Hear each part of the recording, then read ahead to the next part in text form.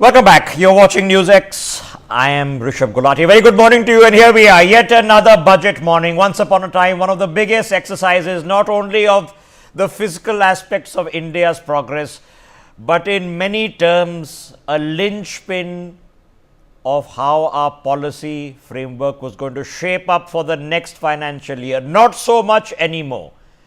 Because through the course of the year, all the ministries, all the departments continue rolling out the policies. We get a fair perspective on a real-time basis of where the country is going, including major projects and inaugurals. But one major event that took place a few years ago has also made this exercise limited as far as you and I are concerned to what happens with direct taxes. And that, of course, was GST, which now happens under a separate GST Council, which of course keeps meeting, and then we keep having conversations on how to tax popcorn.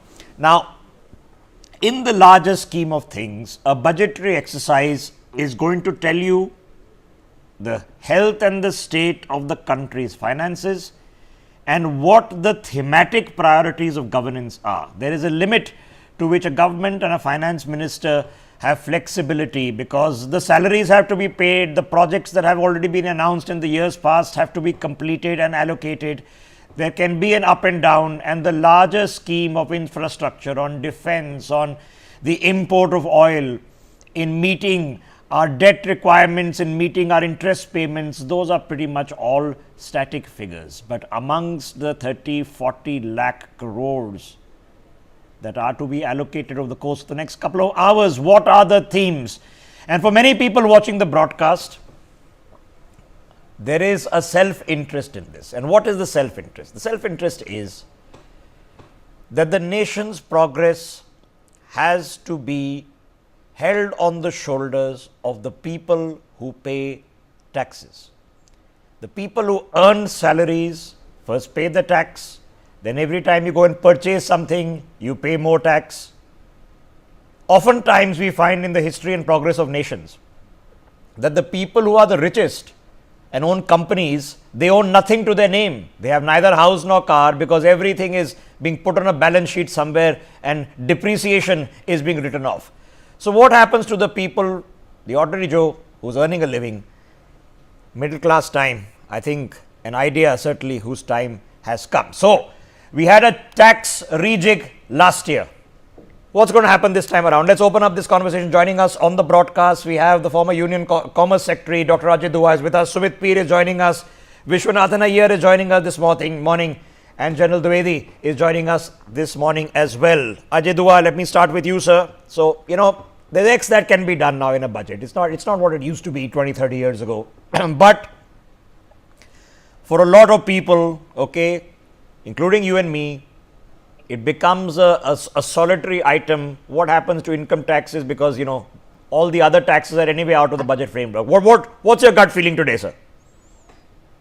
I think the budget will be in response to what we have seen in the economy in the first half of the last year.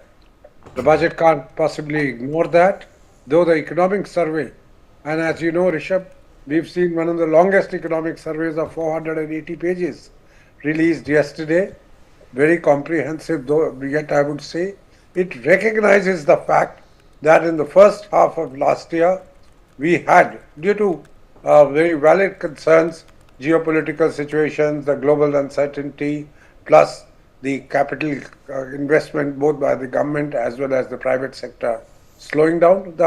What has been said all along, the economic survey captures that. So I expect some of the issues which have been raised as the causes, what was, as I said, what was earlier being mentioned, but now recognized by the government through this official document, and no longer is the government trying to say that it is a blip which will automatically disappear, as was tried to explain. So I expect government to be very responsive. And two things, if I might say, before I give the floor to the others.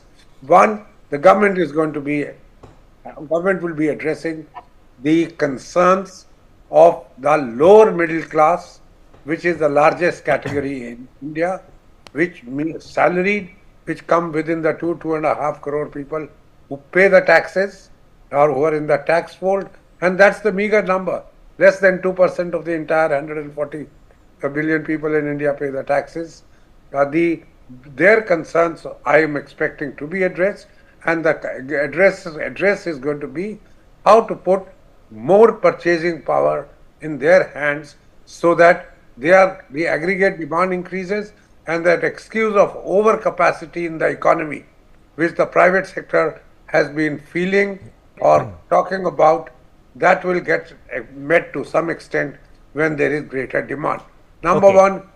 Number two, I expect that the government, while continuing with most of the schemes which they have launched in the past and all have to be given time to prove their worth, the government is going to be also looking at the rural sector, particularly agriculture, because that's being realized increasingly that its share must go beyond 15 to 16% if 45% of the population of the country continues to be in rural areas and highly dependent upon agriculture. Okay, so let's pick this up. For perspective, ladies and gentlemen,